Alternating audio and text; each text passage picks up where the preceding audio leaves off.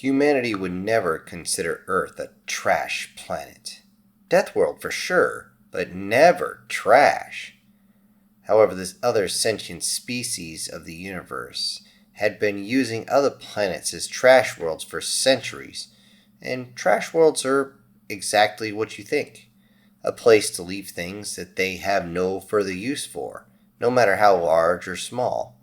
Unfortunately for them and everybody on Earth, the last trash planet, Arcadia 234, was now full and needed time to break everything down. And they need a new trash world. They need a planet that will degrade materials over time, will end up breaking them down to the point where they could reconstitute the materials later, allowing for harvesting of the planet in the future. The planet will suffer, and suffer greatly, but only for a few millennia. But that is not the concerns of other sentients. They just need to get rid of their junk, and they think they found the perfect place. After consideration, but no real debate, a vote is moved through, simply just waved through with consent, and the trash is immediately sent. They believe there won't be an issue. If anything, this planet's perfect for it. The deserts might hold on to the trash longer, but eventually the sands will rip everything apart and put the particles into the dirt if it lands in the ocean. The water itself is full of sodium chloride, which is all concentrated hate, and will definitely break things down. Then, if it's left on the surface anywhere else, not only will the critters tear at it, but there's also the weather itself. Weather so strong that most sentients wouldn't want to even get close. So again, Earth would be perfect. Down on the planet, it's the middle of summer. For most, it's vacation time. A time for growing and hay season to be taken care of. It's a time to enjoy nature and experience everything before the fall. Well, the fall came early. Massive vessels jumped in from outside lunar orbit, decided to drift towards the planet and begin dropping tons and tons of waste towards the planet, allowing for the gravity well to pull it in close. As it dropped through the exosphere, small items would burn up as they dropped down, or they would simply explode, yet larger items will end up crashing into the planet below with such speed that anything caught near it will be almost completely liquefied. Amongst the items dropped are old ships as they're sent through the gravitational pull. Most simply get caught up in the well, not having anyone to control them, and they simply tumble, which with an uncontrolled descent would either make them get tore apart, explode, both, or simply crash into the planet with enough speed that everything's atomized.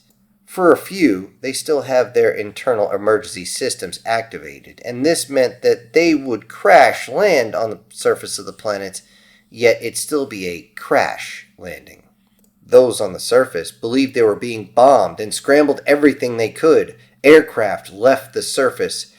Boats decided to circle in close to see what was going on. Humans around the world were told either hunker in place or find a bunker or something. All the VIPs were immediately pushed into bunkers, not knowing what's going on, and they believed that there was an attack, that they were getting bombed into submission. Yet the fear of this potential attack faded away as the ships that did the dumping simply turned and left. Governments around the world scrambled to attain anything they could find, anything that crashed onto the planet, anything that was usable. Private parties, all of which that were owned by the super wealthy, did this same thing. From an outside perspective, it looked just like when young ones dive for the contents of piñatas that are broken. All these groups begin to fight over ownership over some of the smallest pieces that they can find. The ships that crashed are of particular interest as they crash landed, which means they're mostly intact usually. These scraps from the table of the other sentient species become the hottest commodity across the planet, trading for sometimes trillions of dollars. Many in power claimed the right to just take what landed, claiming that if it was anywhere within their national borders, that they had first rights, and no matter what it did to the property, it belonged to the government themselves, or the private business that actually claimed they were the government. Of course, seeing how much money this was worth, it did not stand for very long. Even countries that did not keep firearms about would defend these crash sites with whatever they could. Knives, 45s, broken bottles too. It didn't matter. They used it all. The phrase, "It's my land," that means it belongs to me. You want it? Then make me an offer, became a very common phrase.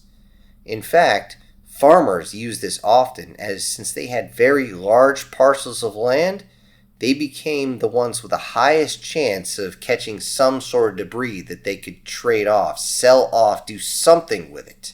This allowed many people around the world to get very wealthy very quickly. Every 10 to 14 months, there seemed to be another drop. It was random, and no one could figure out where it was going to drop. Many pieces were found out actually to be toxic once they were grabbed a hold of.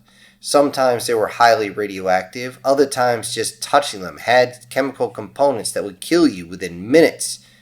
People found this out the hard way, and of course, they decided to take precautions, wearing gloves, of course, sometimes respirators, doing everything they could because they knew even something that was horrifically toxic might be worth a lot of money.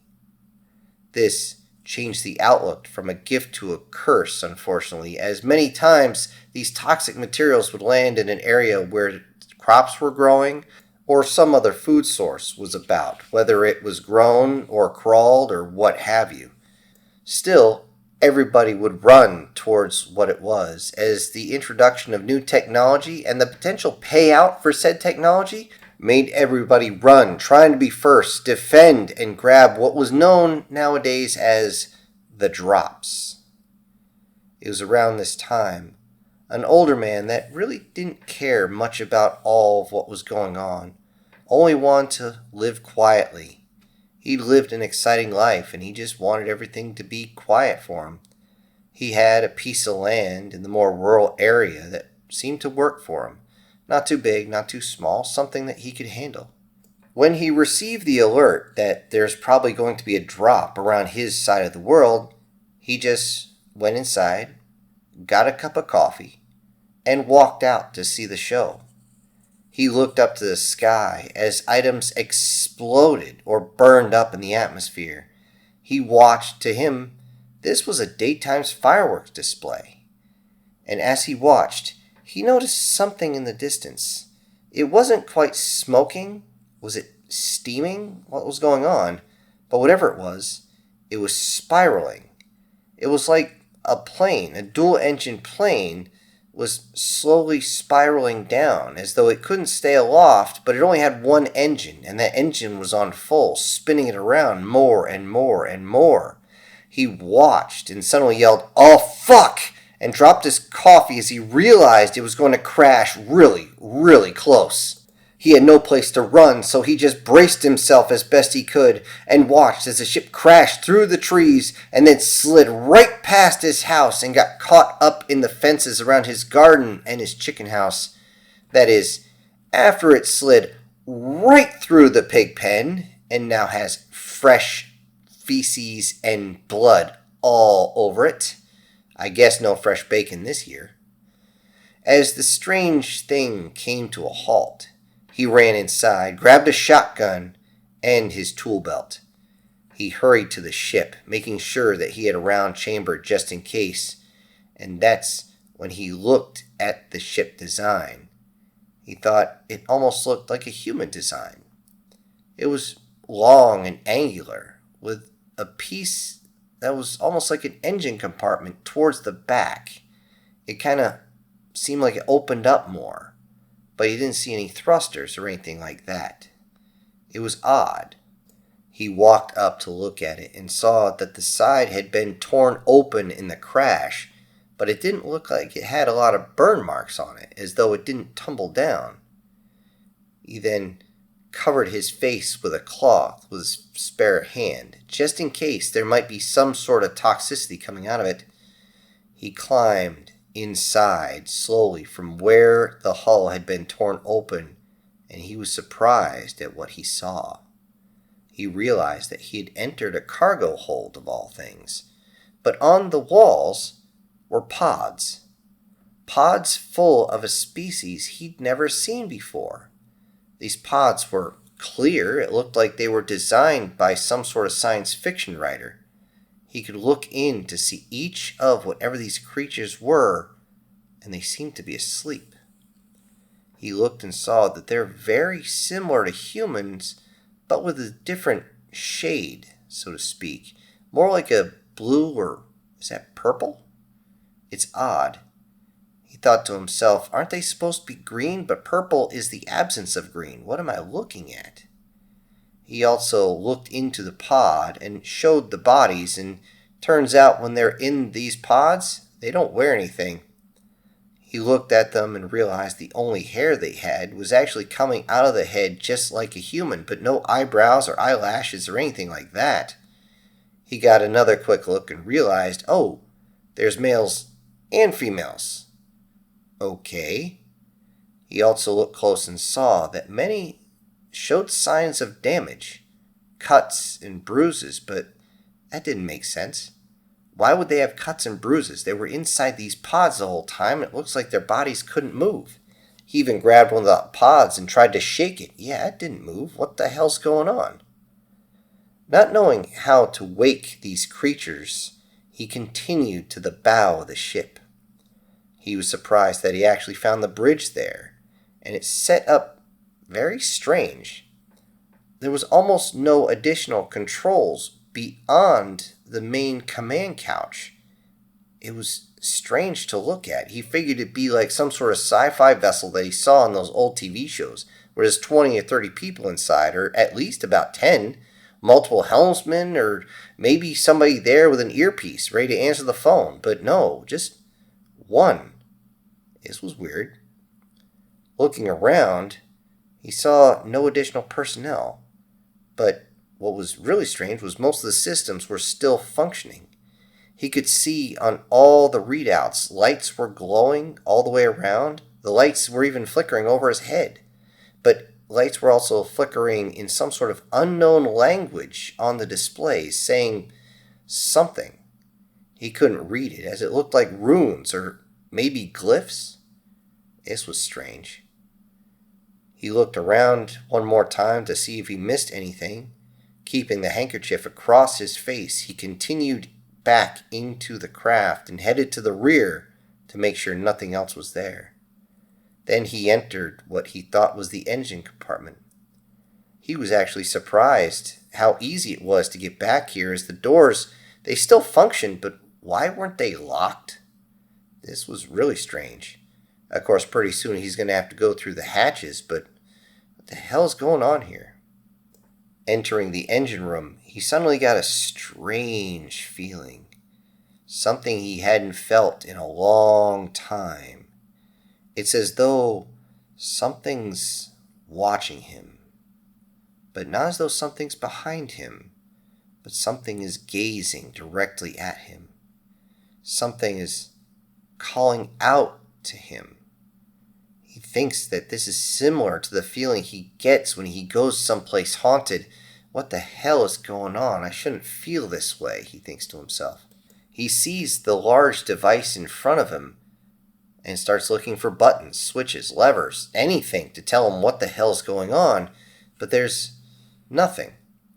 He gets close, and again, it feels as though like something's reaching to him, telling him something. He reaches out of curiosity and touches this strange power system.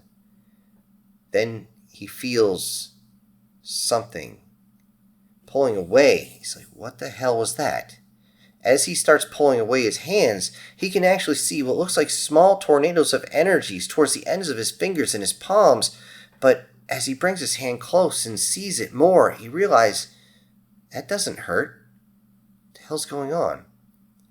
He slings his weapon across his back, holds his breath for a second, and then reaches out with both hands.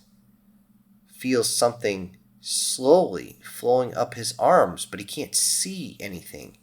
Then he feels it, like a warm hug from a lover. Then a voice enters his mind. Please, please help me. Surprised, he doesn't remove his hands, but he looks around, trying to find who the hell's talking. I am here. He looks around some more. No, in front of you. You are holding me. He almost backs away, but hesitates at last moment and says, what are you? The voice then says in his mind, you will understand if you allow me to show you. Calm your mind and see. He takes a few breaths just to calm himself down as his heart is beating so loud it's almost covering his own thoughts. As soon as he is able to push down the adrenaline, he calms his mind enough, and he sees that this power source uses a component of compressed ether frequency. To the naked eye, it actually looks like a plasmoid. This is in the core of this power supply. Is this the ship's engines? Yes, it is, but it's so much more, he realizes. It's the ship itself. It's considered obsolete by its previous owners.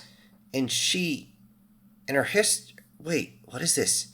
She and her sister ships are being discarded? Like trash? Why would they do this? Then he's suddenly shown something else. More history is going through his head. The beings aboard were created as a servant class, built on an assembly line and tossed away just as quickly. This thought was enough to make his blood run cold and boil at the same time. The man can still feel the ship, feel its loss from being simply thrown away, being trashed.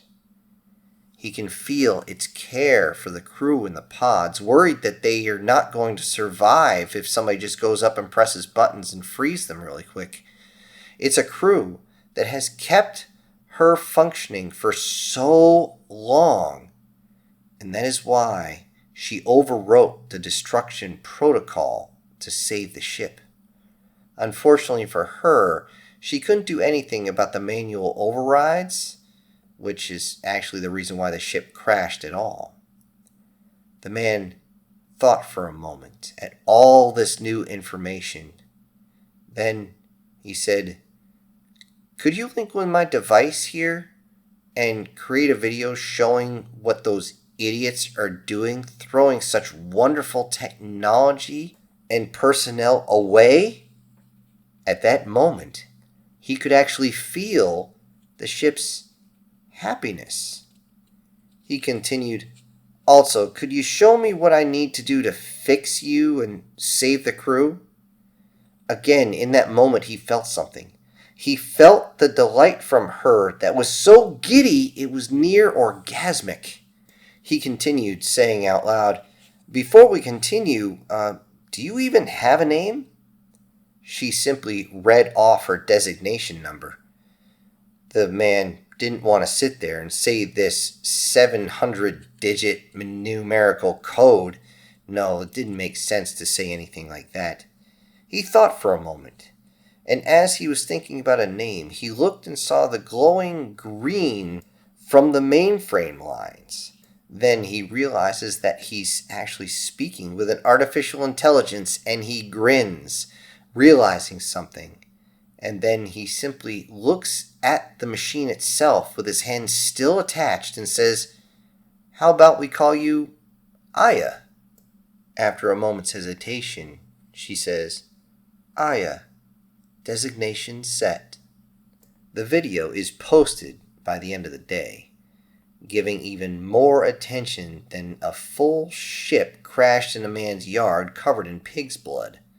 By the next morning, what seems like military showed up with helicopters circling in the air. Without even introducing themselves, they begin the long process of trying to strap onto the ship so they can lift it out of there. Bill, the man who had found the ship itself, actually walked out of his house with a shotgun in hand, screaming, "What the fuck are you doing?" making sure to aim at the one he believed to be in charge. They claimed eminent domain over the ship itself, but Bill was not having it. The yelling continued until another man dressed in solid black gear, but no unit designation, pointed a pistol at the back of Bill's head. In that moment, the ship began to activate, scaring the holy crap out of those working around it. Then, a few point defense cannons rose up from the hull and began to track every man around it, to include the one who was pointing a weapon at the back of Bill's head. Bill tried not to grin as he said, "You should leave before she gets really angry. Oh yeah, if your people try to take anything from that ship, none of you walk away. Understood?" The group leader, not being a complete and total moron, decided to wave his people away. The group leave, hesitantly of course, as though they could simply stare down Bill into submission in that moment.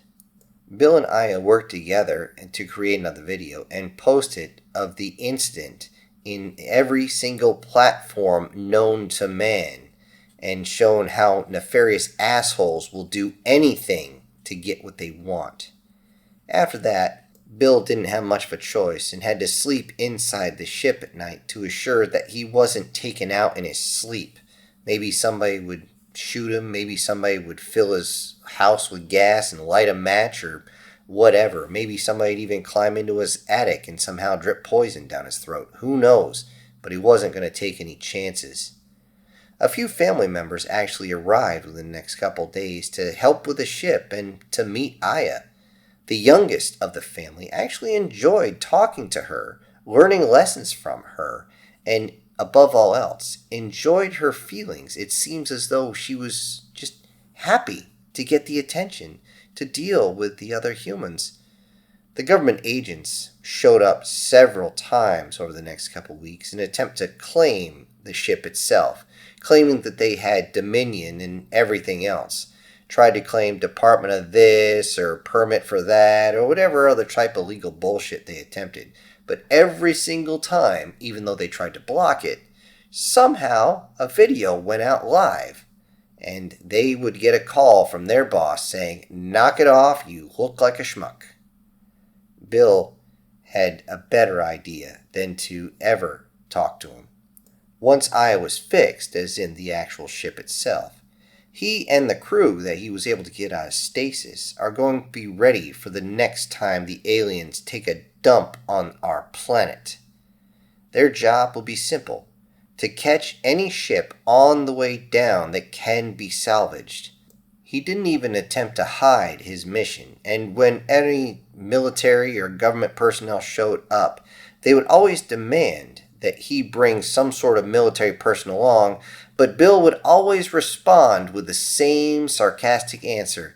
"Yeah, you're from the government and you're here to help. Yeah, right. You're not getting in the ship."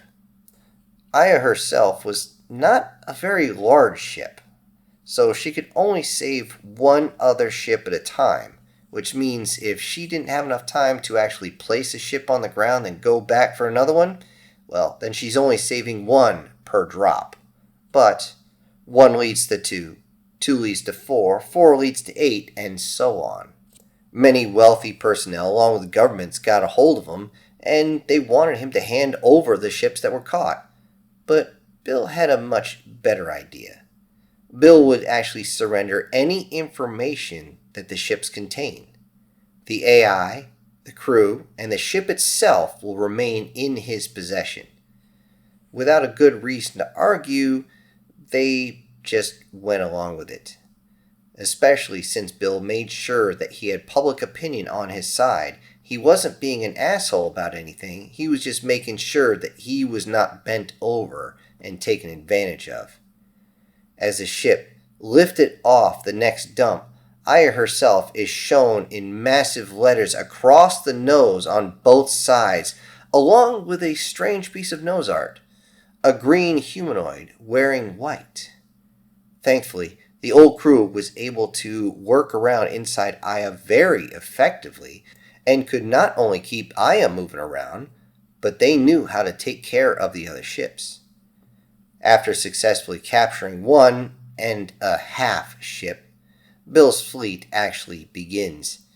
His brother took command of the next ship that they were able to take down in one piece, which he called Serena. At least that's what he called the AI, and of course the AI was what the entire ship was known by now. The half ship had lost its AI and its crew before it actually came down through the atmosphere, so it of course was sold off fairly quickly.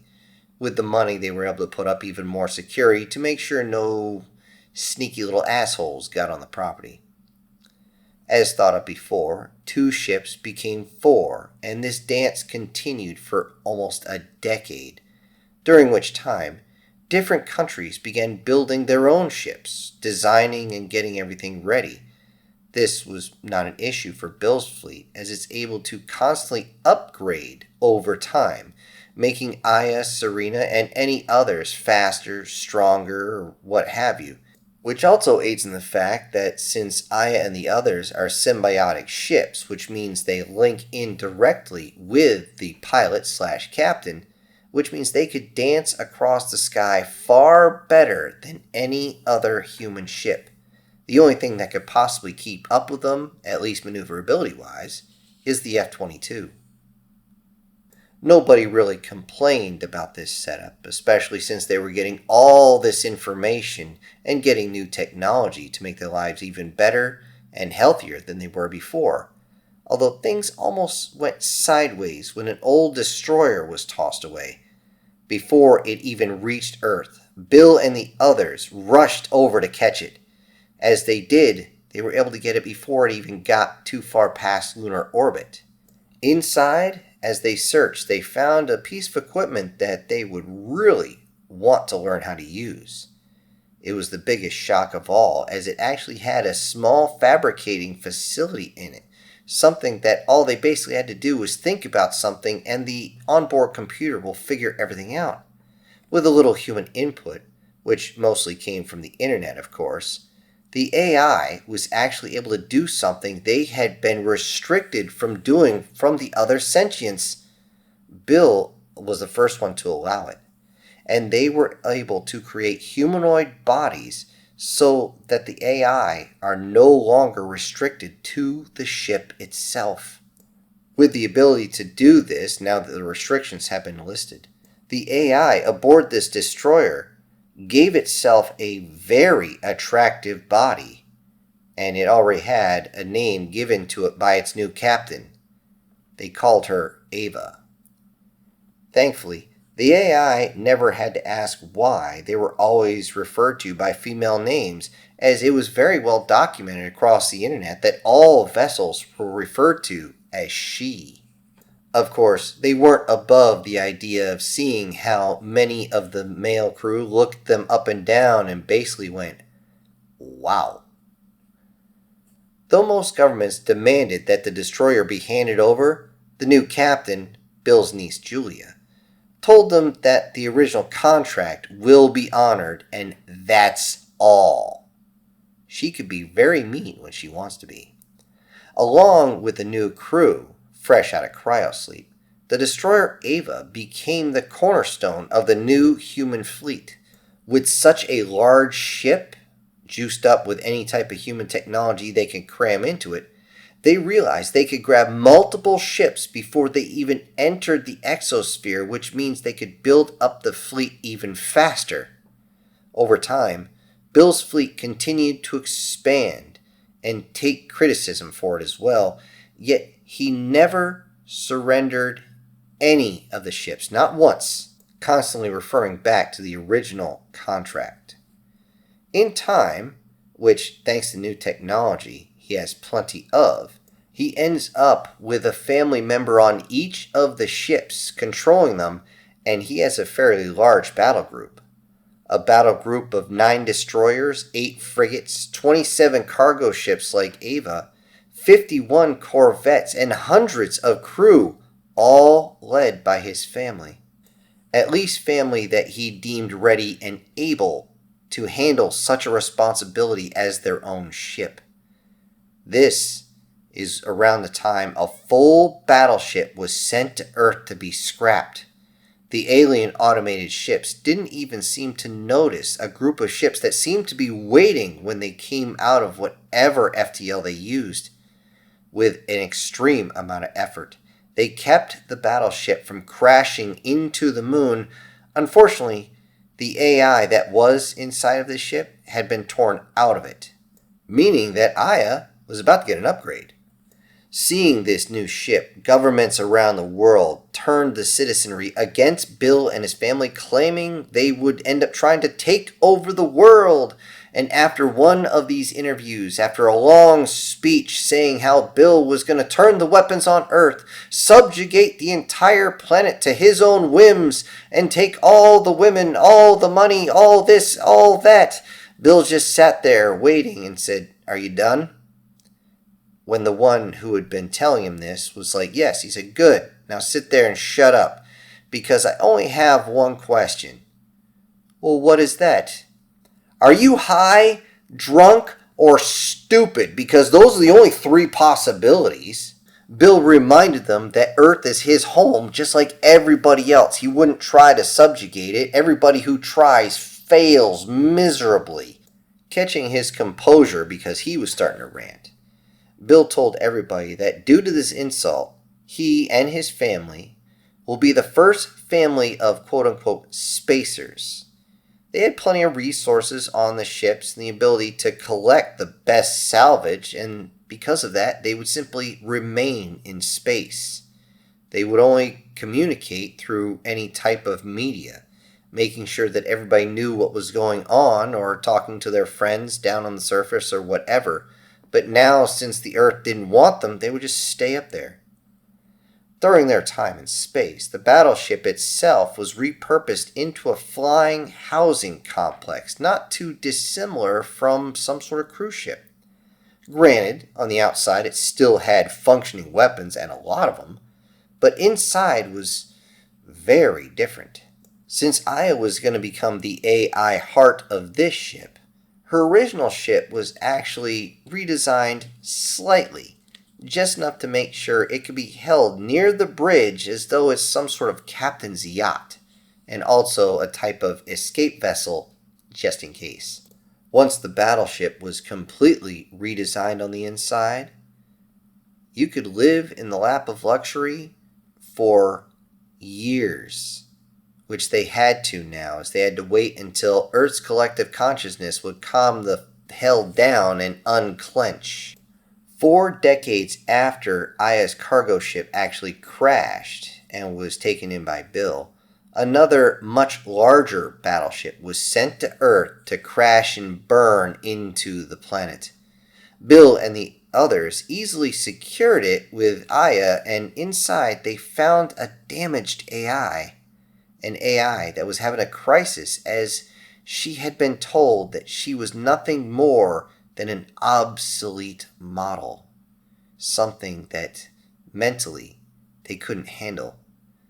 Bill's youngest nephew, 20-year-old John, was told that he was going to be the captain of this ship and he had to take care of this new AI. He reached over to this one, and it seemed as though she was crying, not knowing if she was herself anymore.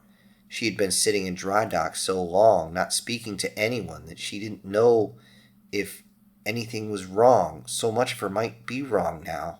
John holds himself as close as he can to the AI, trying to give his feelings to her. He then promises that he will never, ever treat her poorly or allow her to be treated poorly as long as he lives. But before that, he places his hands tightly against the living engine and gives her a name, Cortana. A name that had not been given, a name that had been specifically held back until the right time, and everyone believed there was no better time than now. On Earth, everybody had gotten increasingly paranoid, not knowing who would throw away massive ships like this, so they turned the entire planet into a fortress world.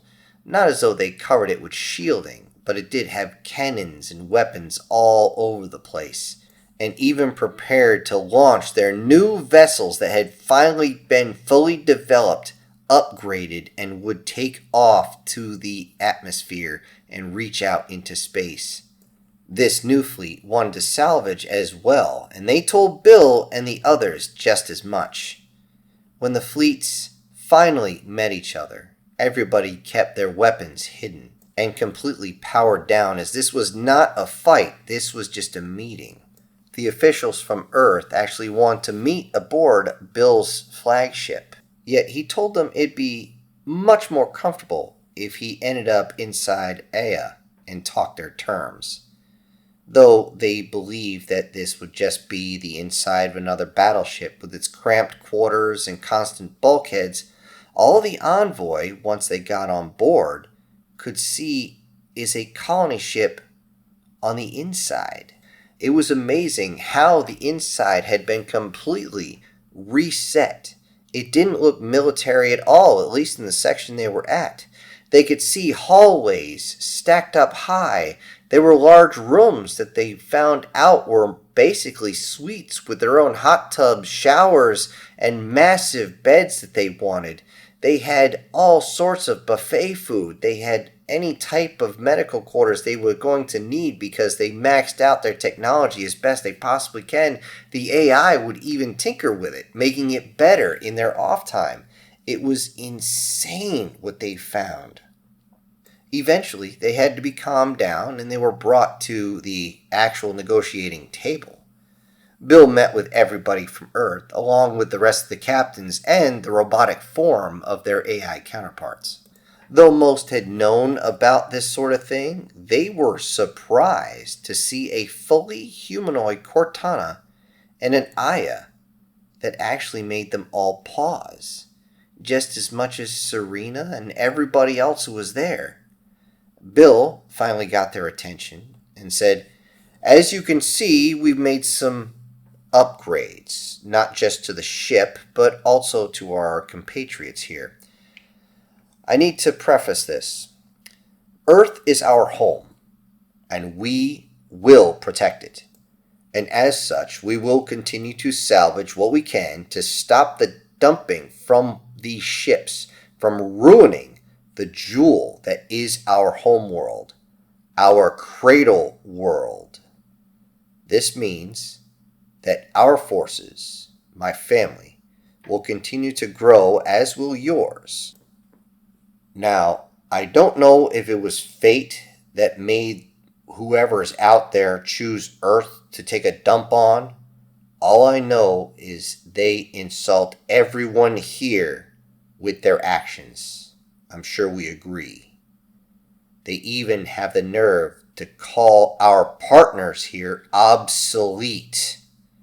The words there, even as he reached over to Aya and pulled her hand a little close, everyone can see that he was holding her very tightly, but they looked around to the rest of the AI and it seemed as though this one word was enough to upset every single one of them.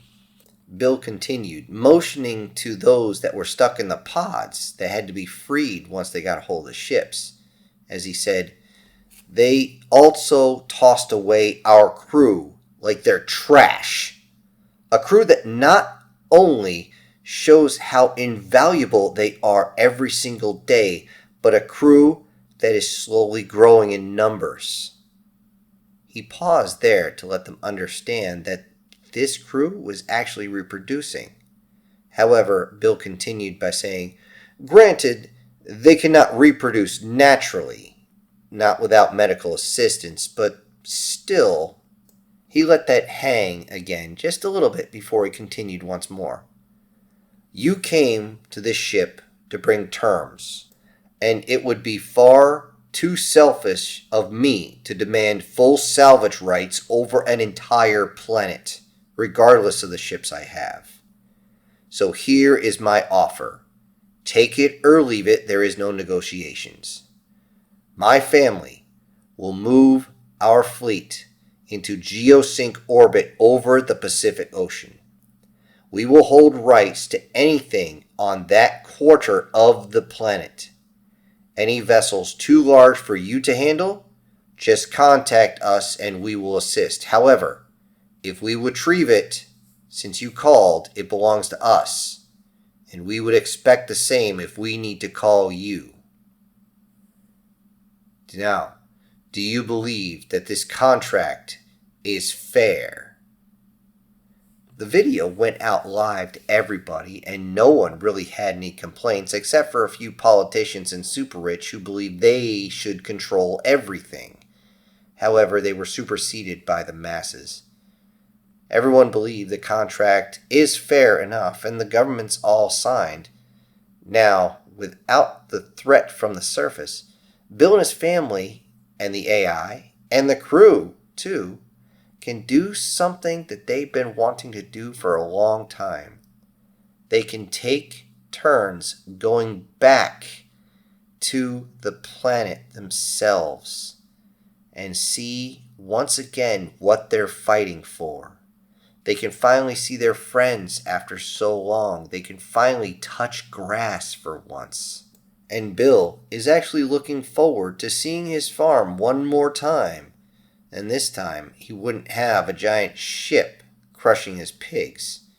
He would also be able to walk down the street and into his house with Aya in his hands.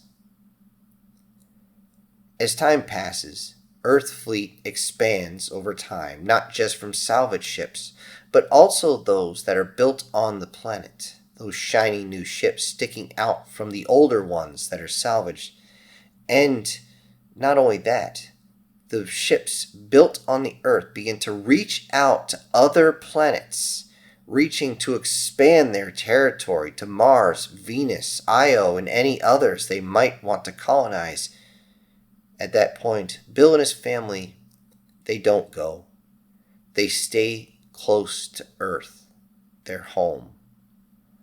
All the while getting ready for that one time they will face the species that dumped on their home and show them exactly whose men are obsolete. Hello everybody, this is Syntax. Thank you for joining me today on today's science fiction HFY story. Now before I go, I need to send out some big thank yous to a few of my supporters, and those will be Sir Prozac and Pancakes, Brian Kemp, SS Demon, Guardian Sage, MTF Guard, and Erica Gem. Thank you all so much for supporting the channel. Everybody else, I'll see you on the next one. This is Syntax, punching out.